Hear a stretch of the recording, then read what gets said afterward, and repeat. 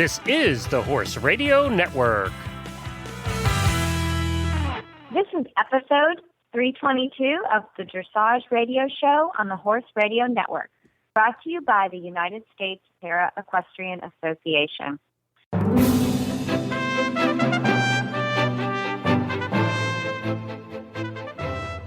This is Lindsay McCall from Jupiter, Florida. And this is Hope Hand from Malvern, Pennsylvania, and you're listening to the Dressage Radio Show, brought to you by Total Saddle Fit and EcoVet Fly Repellent. So we just came back from North American Young Riders, and we had a great showing at that inaugural event, didn't we? Oh, it was unbelievable, and I was so sorry that you weren't there personally, but we sure kept busy across the texting and sending pictures to you, and you did a phenomenal job getting our press out every morning, and I couldn't have asked for better results, and it was just so exciting. I just wish you were there with us. I felt like I was there in spirit, and our three riders did so well, including Sydney Collier and Kate Shoemaker and Cambry Kaler, and I know she made the trip all the way from Utah to Kentucky this year. And what did you think of everybody's ride? Well, especially Cambry, this was her first real big CDI, and to do a 4-star right out of the bat was quite an accomplishment, and she really didn't know what to expect. But she's a trooper, and she's a true competitor. You know that she has her own vaulting team that she coaches, and she had her. Yeah, and they were at one of the world championships with Lorraine, our discipline director. So she was trying to coach them on the phone the same time while she was under all this pressure, competing herself. And she did a phenomenal job. I was really proud of her. We had little bit of equipment problems in the beginning, and she really saved the competition by coming through. And it's always a tense moment with the paras and new things, new horses, new equipment, and if you have a failure, you just have to work through it and make sure that you prevail. And she did, and we ended up winning the competition, which it was the Canadians gave us some really, really good competition, and it was just a pleasure to really, compete with them. We're all friends, and neighbors, so, they all did such a great job. They did, and North American Young Riders really offers a great thing for young athletes. It teaches them how to deal with the press and how to deal with this large competition. It's such a great event, and I've heard it's almost like the World Equestrian Games for young riders. Yeah, it's almost like a mock event for the World Equestrian Games, and it's a mini WEG when you come right down to it. It's just incredible, and it's such great experience for those, that haven't had that experience internationally. Sydney was really, she's our youngest competitor, but she was the most experienced, so we were lucky to have her as a mentor to the other two riders. They all just got along fabulously, and it was a great team effort, and they really wanted to win this competition since we fought so hard to get it all together, and especially, following the work that Jonathan Wentz, really blazed the path for us. I know Sydney is, he was with us all the way, making sure that we did our best, and you could feel his presence. Yes, I bet we all could, yes. We have coming up on the show today one of the organizer of the North American Young Riders, and that's Mark Foley, and we'll be hearing from him kind of how the event gets managed and organized and what his role is with that. Thanks, Mark, for coming on the show tonight with Hope and I. Well, thank you for having me. So I want to hear a little bit about you so our listeners can kind of get to know you. Could you tell us a little bit about yourself and what you do for the United States Equestrian Federation? Sure. I started with the USPEA about 3 years ago. I'm originally from Buffalo, New York, and I grew up riding in the hunter jumper industry, and moved down to Kentucky actually to work in the thoroughbred racing industry.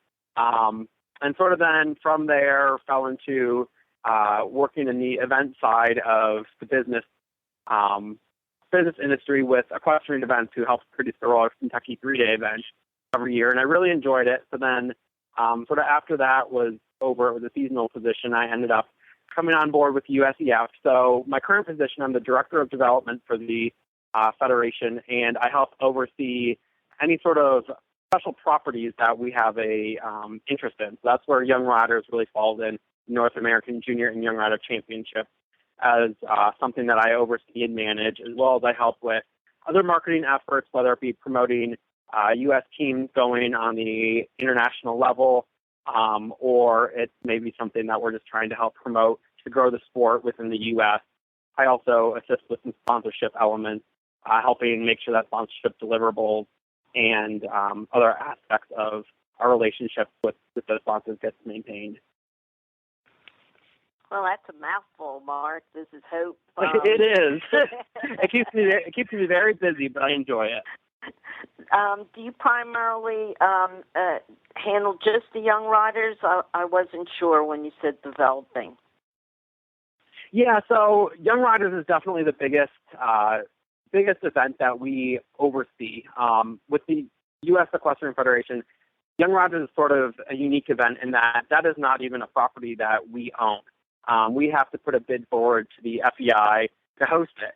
And we're fortunate enough to be able to be in a position that we can do that and put on a great event for athletes to have the opportunity to come and compete. So that's where the Young Riders event is a little bit different than a lot of our other events, like our national championship, which a lot of times with those ones, they get bid out to other shows and show managers. So we don't, as a federation, in general, we don't run horse shows. We license them out, or even the national championship, we license out the right for another competition manager to run those. This is really sort of one of the only events that we do everything from creating the schedule, hiring the officials, and setting forward the award ceremonies.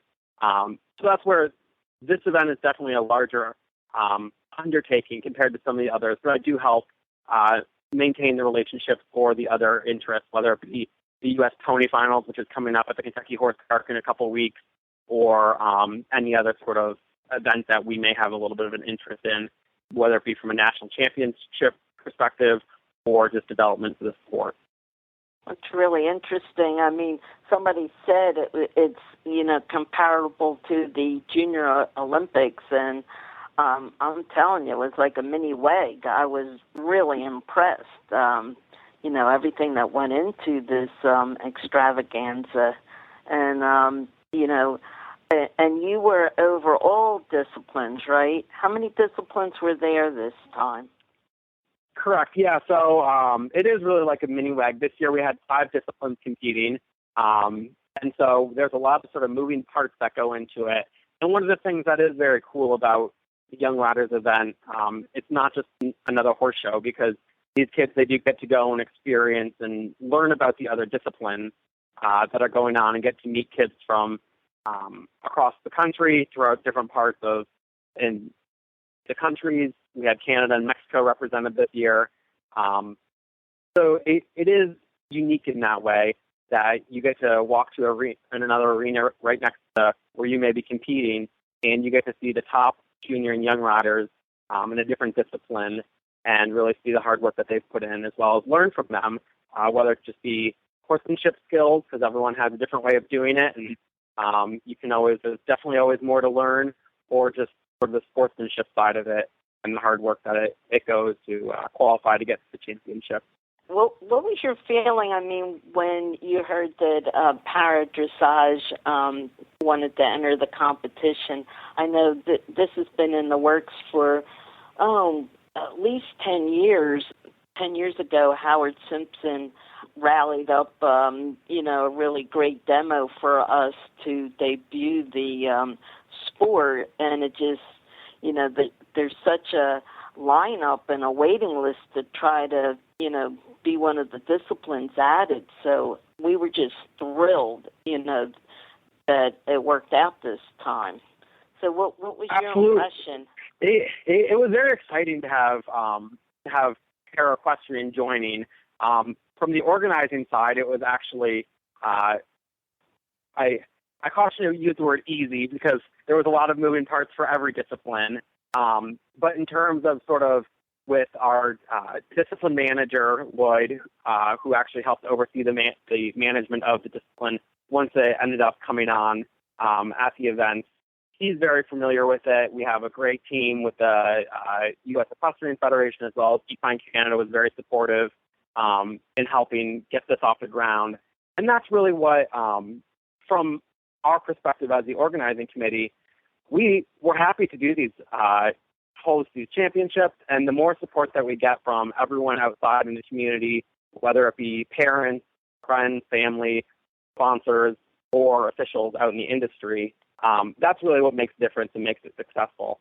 And looking back on this year at having para-dressage join, it was wonderful because you could see how excited the parents were about this, how excited the competitors were, and as well how excited the officials were. And that it's a move in a direction that I think will make it sustainable for future years, and hopefully we can bring in, down the road, more para-equestrian disciplines as they continue to grow in the U.S. and in other countries. I'm just, I'm still over the moon about this whole event. We were just so welcomed, Mark, and we were really surprised, when we saw the crowds come on that first day when we were doing the team test, and that has a lot to do with Sydney Collier, and her, she's so popular, our junior rider, with her dog and all Journey, and she came in with Region 8, and so they trailed them in like a day before, so they really got to know each other, and they really were supportive, and they must have brought 50 people over to watch us, so we were quite surprised when we looked up on the hillside that we had such a fan club, and it just, each day it grew, and it's such a wonderful experience for our sport because we don't have that many riders at this level. So we need to grow the sport, and we need to keep this going and the momentum. And it was funny, when I got home, I had several calls from new parents and new riders that heard about the event. And so that's what it's going to take to get more out there next year. So we're looking forward to it. Absolutely. Yeah, no, that's wonderful to hear from my side as well. I remember I had gone down to the team test. I tried to make sure I was at every competition for a little bit of it, even though I couldn't say. And it was wonderful to see all the people that came out and supported it. And like you said, even some of the other disciplines that came out, and you have kids and grooms and everyone sort of coming out, and it doesn't matter what's going on, they just want to see some good tests and some good horsemanship, and they get to know these kids and they make new friendships. And that's really young riders. It is about the competition, but one of the other things that we really pride ourselves on is also about sort of the building and growing of these young athletes into what may be professionals, and whether it be professional athletes down the road or just professionals in another job that they can take experiences and learn from the championship. And it's a different event in that the kids, they do the press conference. And it's amazing, even from the beginning of the week to the end of the week sometimes, to go into the press conference. And you have these kids who may not have had much media training or know really how to answer some questions. And the first day they're very shy, and they answer in yes, no. They don't really elaborate on what's being asked, and they're not really sure how to navigate that. And by the end, They sort of come into their own, and I think they get a little bit more comfortable with it. And those are great skills for someone to gain, communication skills, and just to have some confidence going into something that they may not be familiar with, that they can, I think, take for a long time and hopefully continue to grow from. Well, we had some super press. I don't know if you caught any of it. Great articles, some great press from this, and the experience was just wonderful. And I understand this was the first time that you took on an undertaking, by yourself. This size of actually, I've never run a horse show in my life before. This was the first one, so oh no, you're kidding. Go big or go home. So I went for an FEI championship. Oh my goodness, yeah, that's unbelievable. Well, I think you did a great job, and we got a lot of good feedback, Mark. And I hope that you continue, and I hope you get a lot of good evaluations from the other disciplines. I'm sure you will. Well, thank you. I really appreciate it. Yeah, it was a lot of fun to do. So I'm going to be around for the next few years. So no one's gotten rid of me anytime soon. I hope so. Well, it was a pleasure, and I look forward to working with you again. And thank you so much for taking the time to be on the radio show. Yep, I appreciate it. Thank you all.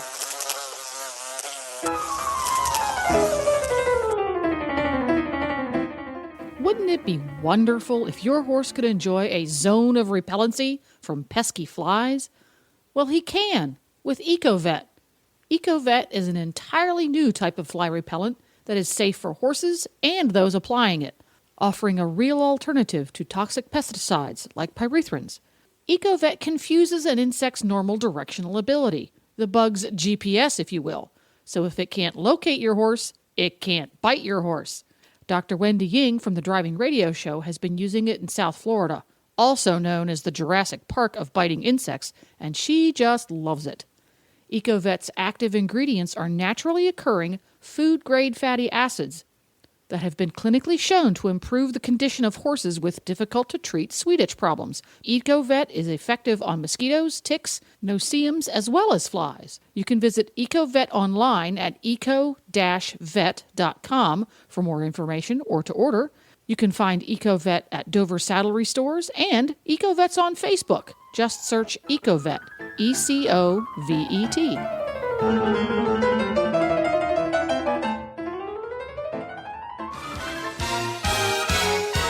Total Saddle Fit, the shoulder relief girth that Reese and Philip both love. And here's why. The Saddle Fit solution you have been waiting for is finally here.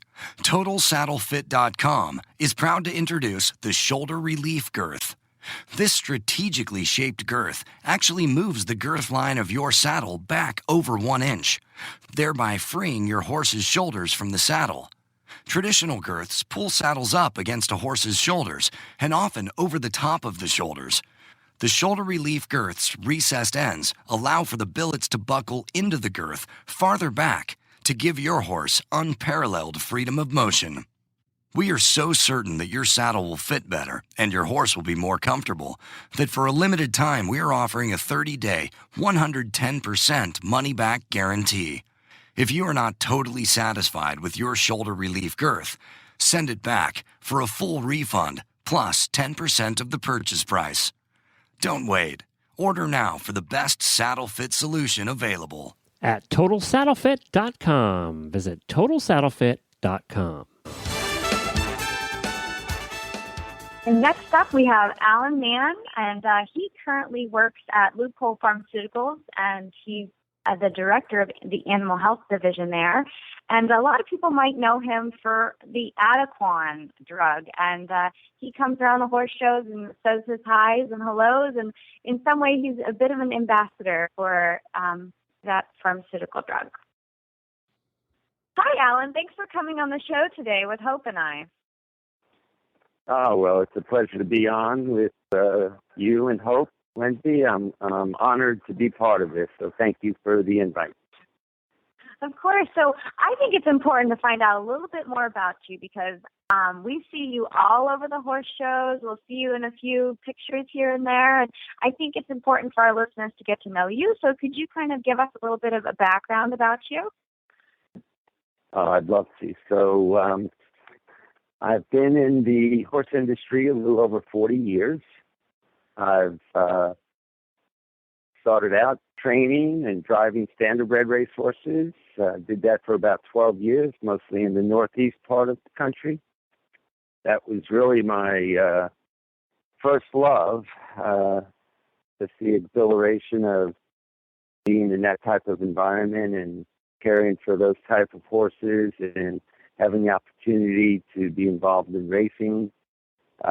It was really an amazing adrenaline rush at times, but not knowing that really laid down the foundation for the second part of my career, which for the last 28 years, I've been involved in the animal health world, working for various pharmaceutical companies that manufactured and produced products to help keep horses healthy so that they could do what we would love for them to do and go out there and compete, whatever discipline it would be.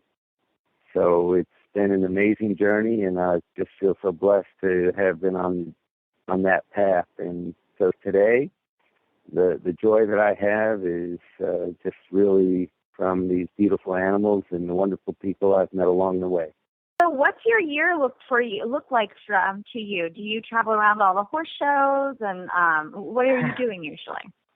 Yeah, so one of the things that I kind of committed to doing coming back to Leopold 10 years ago was to really develop a really strong presence in the horse industry and to really put our brand Adequan at the forefront of all equine brands in the marketplace. And we were able to do that in kind of a stair-step process.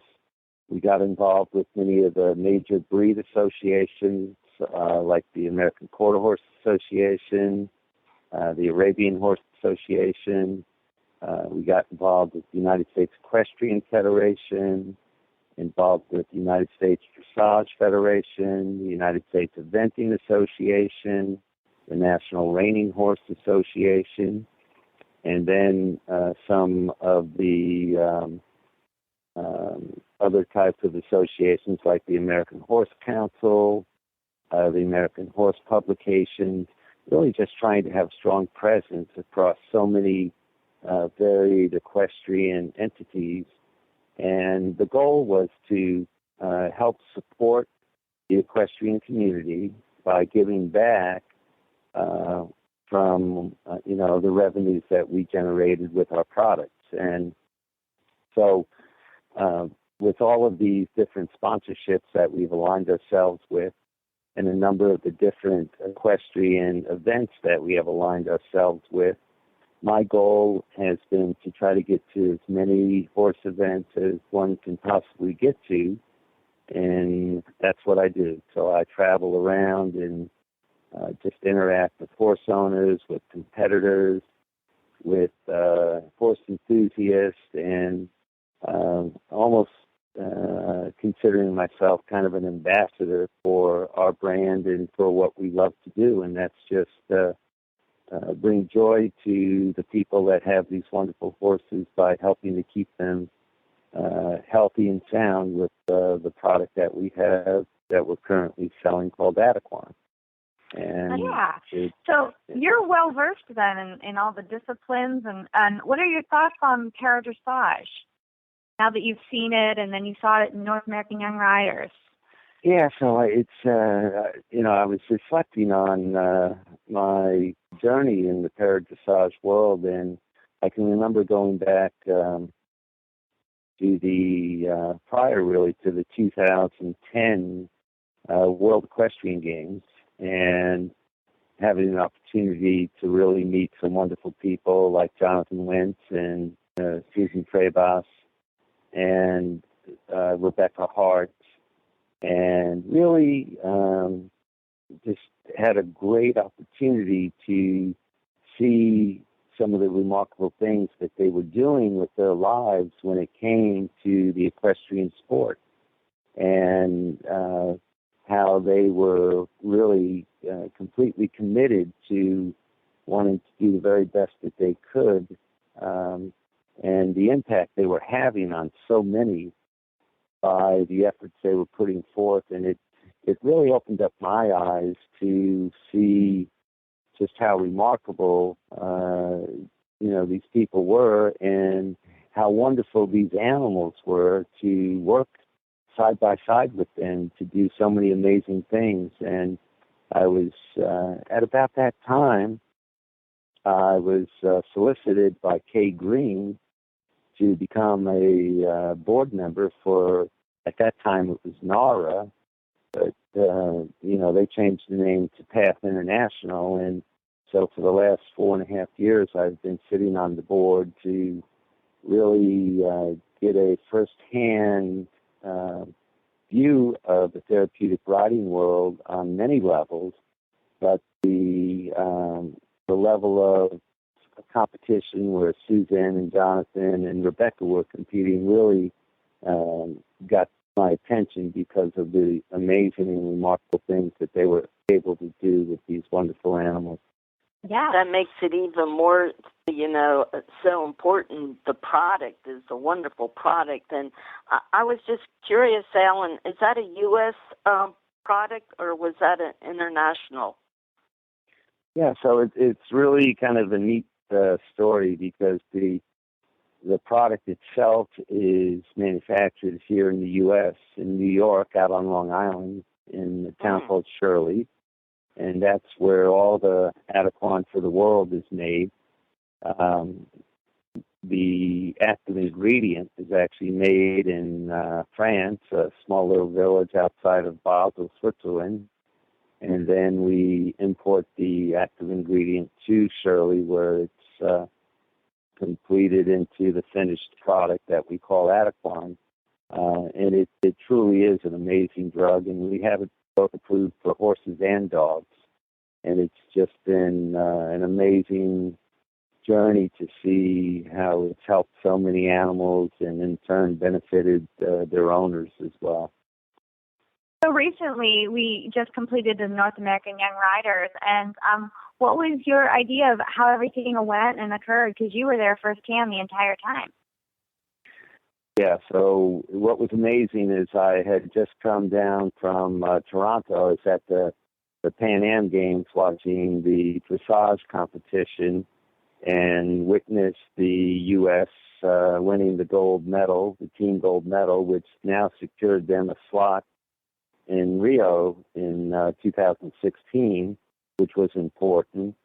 And leaving that environment to show up for the young riders. So I was dealing with the present stars of the sport, and now coming back to Lexington to see the future stars of the sport.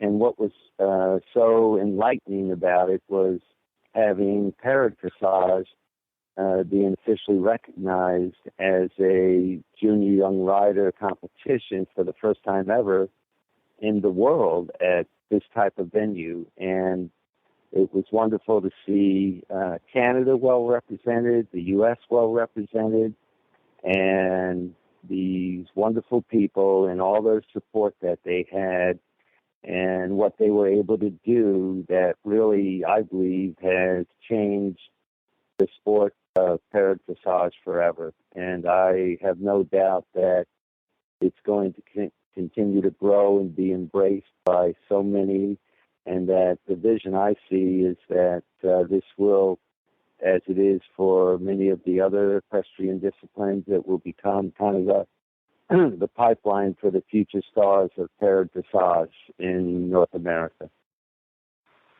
Oh, well, thank you, Alan, for that wrap-up.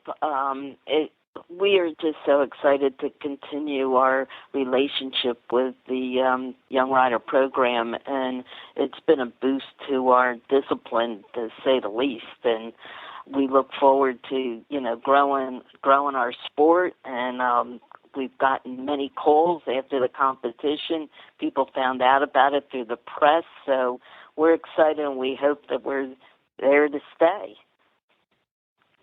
Well, I think that the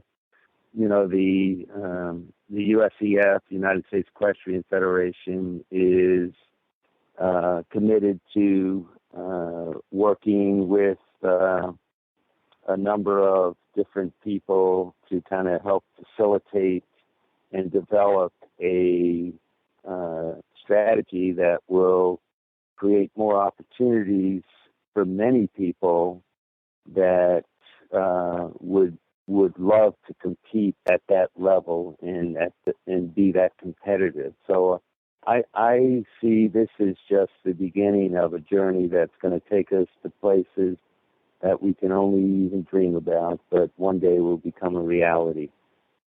Oh, I'm sure you're right, and I have a feeling we're going to add reining next year to the discipline. So it's going to be quite exciting. Yeah, it was interesting. A few years ago at the NRHA, we were a big sponsor of the reining futurity. It's called the Ataquan North American Affiliate Champions and the reining futurity, and they actually previewed reining as a para sport and had I think Rebecca Hart even showed up along with a few others to I was do there. a preview. I believe you were there ringside. I was there, and we had a wonderful demo, and that started it off, and it's really growing rapidly. So you're going to see us. You're going to see these young riders next year, I believe. Yeah, I have no doubt. I think, as more and more exposure is given to this wonderful sport, I think you're going to start to see more and more people embrace it. And as with any